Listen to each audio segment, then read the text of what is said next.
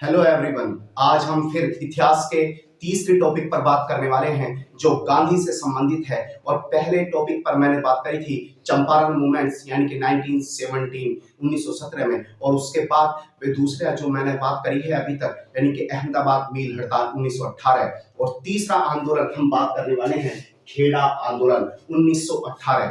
इसकी छोटी समरी मैं आपके सामने रख रहा हूं कि कैसे कैसे इस चीज को, और जो भी आपके रिसेंटली एग्जाम है, एसआई हो, यूपीएसआई या फिर दिल्ली या अदर कोई भी एग्जाम है, यहाँ से क्वेश्चंस आपको एक ना एक देखने को मिलेगा। ये इतिहास की एक छोटी श्रृंखला मैंने चला रखी है ताकि आपका थोड़ा कवर हो जाए। बात करते हैं गांधी जी इस समय पर यानी कि आगे बढ़ते जा रहे हैं, और गांधी जी जिस जिस स्थान पर भी हाथ डालते हैं और वो यानी कि उनको सफलता मिलती जा रही है। उन्होंने यानी कि जनता के सामने, पब्लिक के सामने, लोगों के सामने अपना एक ऐसा वर्चस्व बना दिया था ताकि लोग उनकी ओर आकर्षित होने लगे थे। और ऐसा ही एक आंदोलन फिर गुजरात में देखने को मिलता है जिसका नाम है खेड़ा आंदोलन।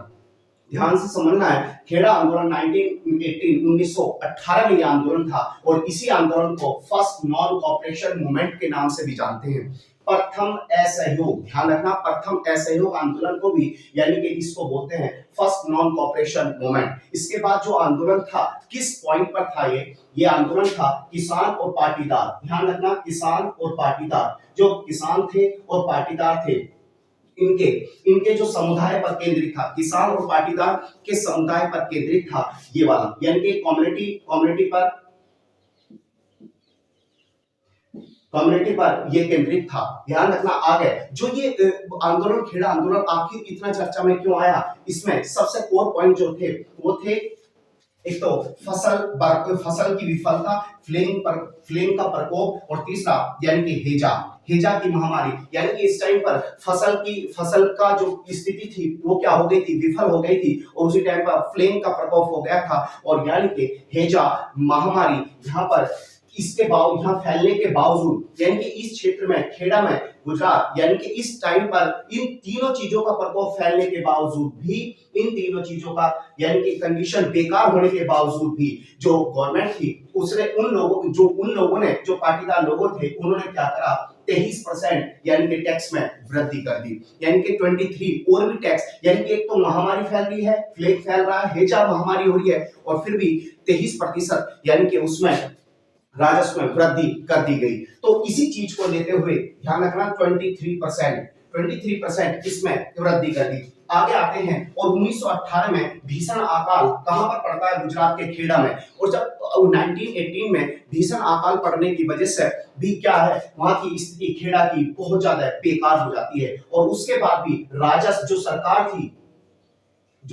थी यानी कि 1918 में जब खेड़ा में भीषण अकाल पड़ा, और पड़ने के बाद भी जो राजस्व, जो सरकार थी गवर्नमेंट, और उसने क्या करा, जो राजस्व का भुगतान नहीं किया, तो उन्होंने कहा यदि राजस्व का आपने भुगतान नहीं किया तो आपकी भूमि, जो जमीन थी, वो जब्त कर ली जाएगी। आप देखिएगा यानी कि कितनी एक तो बेकार कंडीशन वैसे ही हो रही है, और उस वक्त सरकार ने कहा यदि आपने राजस्व नहीं दिया, नहीं भुगतान करा, तो आपकी जो जमीन थी, आपकी जो लैंड थी, वो क्या कर ली जाएगी, जब्त कर ली जाएगी।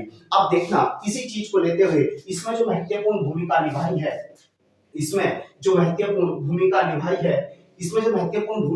है, यह है गुजरात सभा। इसमें गुजरात सभा, और ये गुजरात सभा के जो अध्यक्ष थे, वो कौन थे, गांधी जी।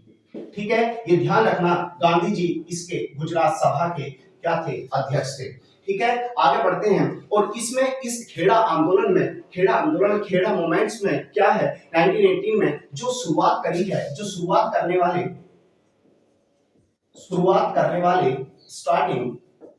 स्टार्टिंग करने वाले जो नेता हैं, वे कौन इस नेताओं ने रोल दिया है जो आगे गांधी जी को फिर निमंत्रण देंगे।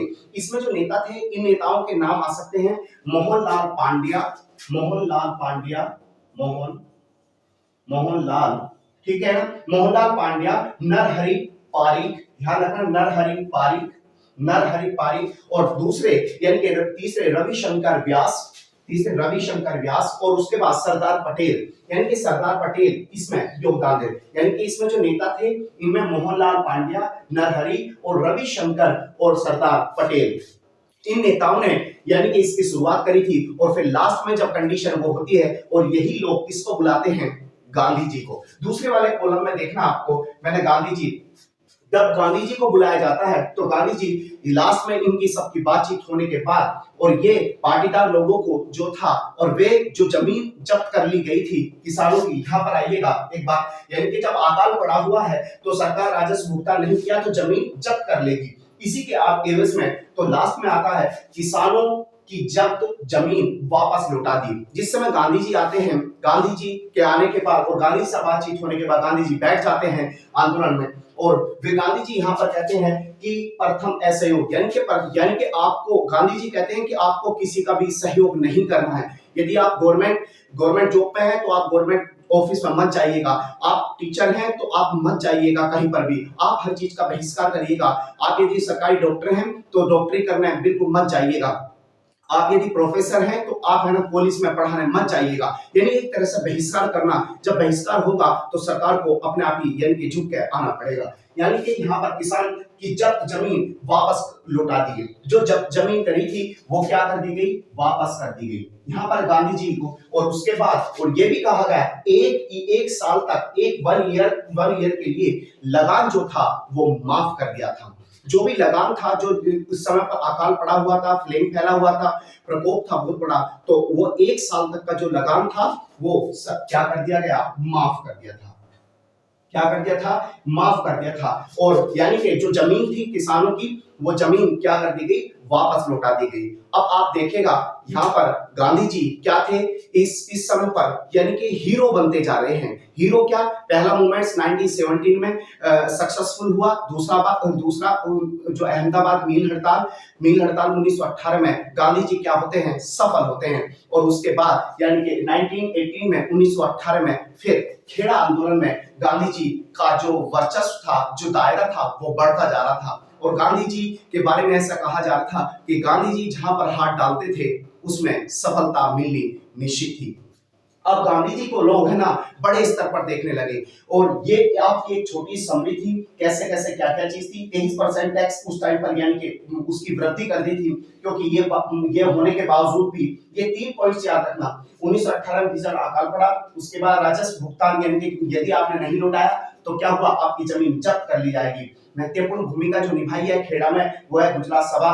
बाय अध्यक्ष कौन थे इसके, गांधी जी। इसमें जो नेता है, नेता आपके कई बार पूछेगा, सरदार पटेल, मोहनलाल पांड्या, उसके बाद नरहरि और रवि शंकर व्यास, ठीक है ना। इसमें लास्ट में गांधी जी जब आते हैं तो गांधी जी आने के बाद जो लोगों की जमीन थी वो क्या कर दी गई, यानी कि लौटा दी जाती है, जो जब जमीन थी वापस लौटा दी जाती है और 1 साल के लिए लगान माफ कर दिया जाता है। ये आपकी छोटी समरी है खेड़ा मूवमेंट्स के ऊपर।